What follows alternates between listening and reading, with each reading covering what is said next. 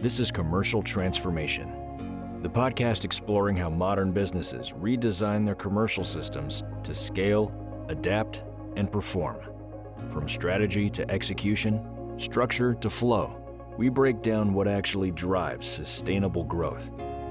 Produced by B10.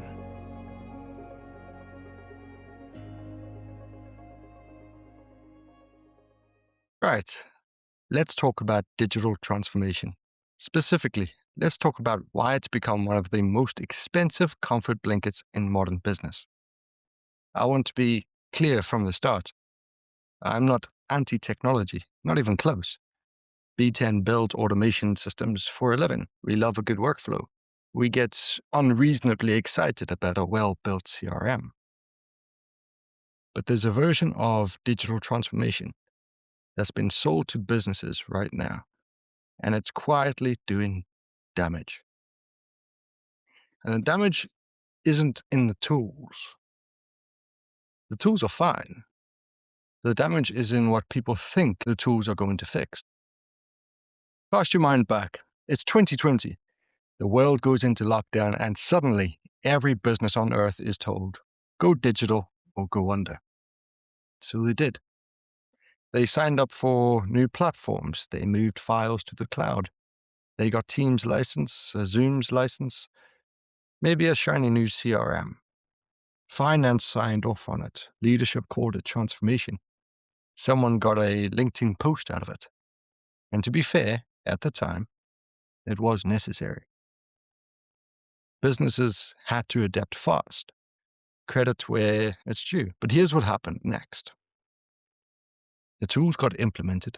The contracts got signed. The invoices got paid.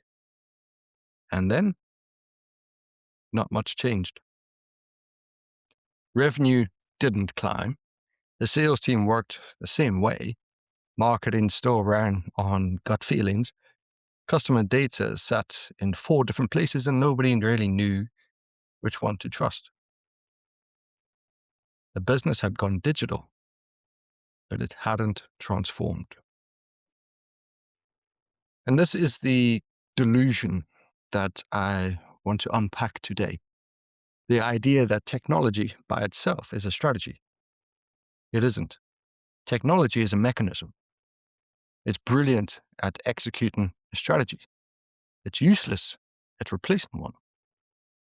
I've sat across from business owners who've spent 6 figures on digital transformation projects and come out the other side with slower processes, frustrated staff, and a dashboard nobody looks at. Not because they bought bad tools, because they automated dysfunction. They took a broken process, put a workflow around it, and called it progress. Here's an analogy that might land. Imagine you're a chef. Your kitchen is a mess. Pots everywhere, no system, orders getting confused. Now, imagine you buy the best kitchen equipment money can buy. New ovens, new knives, a fancy ordering system on the iPad. Does the kitchen stop being a mess? No. Now, you just have an expensive mess with better equipment. The problem was never the tools. The problem was the kitchen had no operational logic, no clear flow, no standards. Digital transformation in business is the same thing. If a commercial engine underneath is broken, the positioning, the pipeline, the conversion, the process, and the retention model, adding technology doesn't fix it. It amplifies it. Usually, very usually, in the wrong direction. Now, I want to make a distinction here because this is where I think the real gap sits. Digital transformation is primarily an IT conversation. It's about infrastructure, systems, data, architecture, how information moves. Commercial transformation, that's a different conversation entirely. It's about how a business generates, converts, and retains revenue, and whether the entire commercial model is actually built to perform. Those two things are not the same, and conflating them is costing businesses real money. I've seen businesses with beautiful CRM setups and no sales framework, no ICP definition, no clear value proposition. The data flows perfectly. The pipeline just doesn't fill.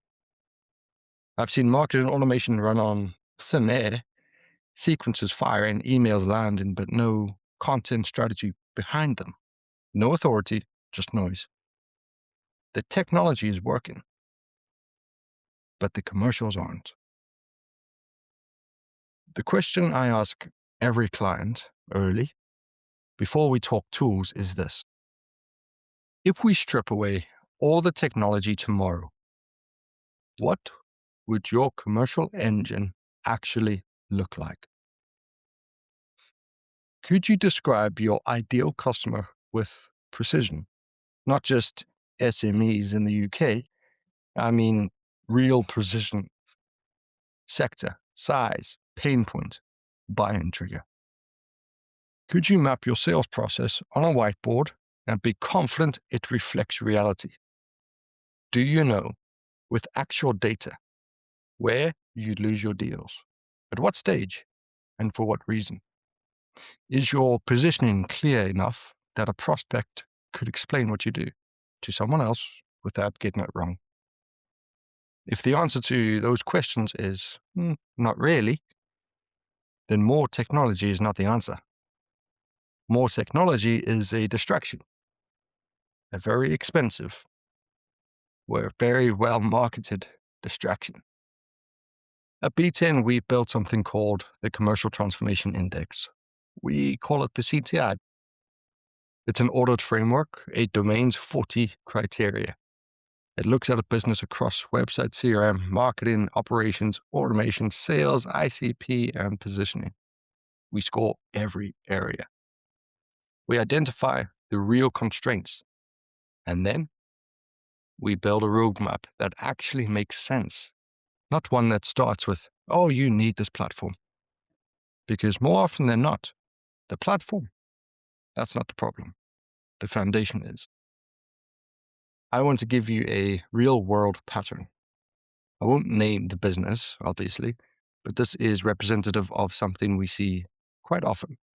A professional service firm, been around quite a while, good at what they do, growing, but not as fast as they want to be.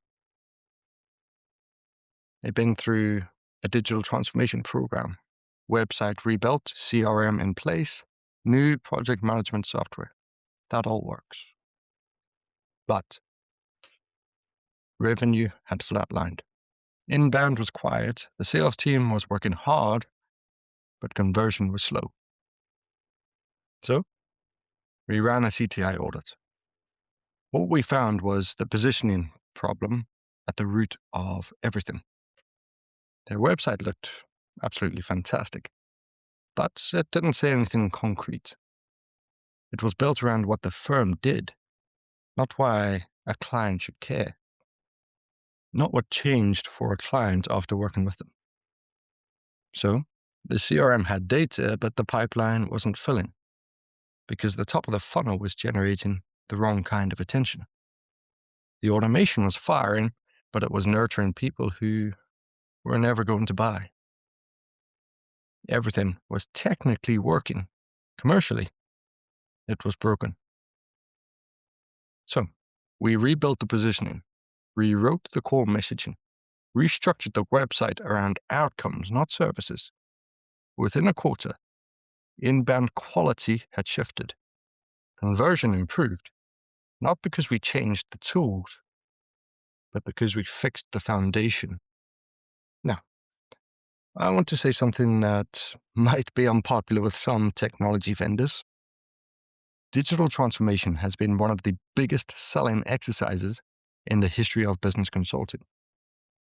And a lot of it has been solved backwards. The conversation should start with, what does this business need to perform commercially?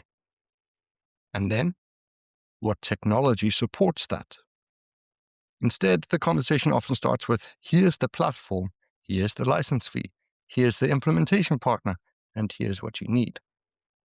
The business buys in. The project goes live, and the business waits for the results. And they wait. And they wait. Because nobody fixed the strategy. Nobody fixed the positioning. Nobody looked at whether the people using the tools understood what outcome the tools were supposed to drive. So, what should a business actually do? First, get a clear commercial foundation before you spend another penny on technology. Who are you for? Why does it matter? What do you do differently? Can you prove it?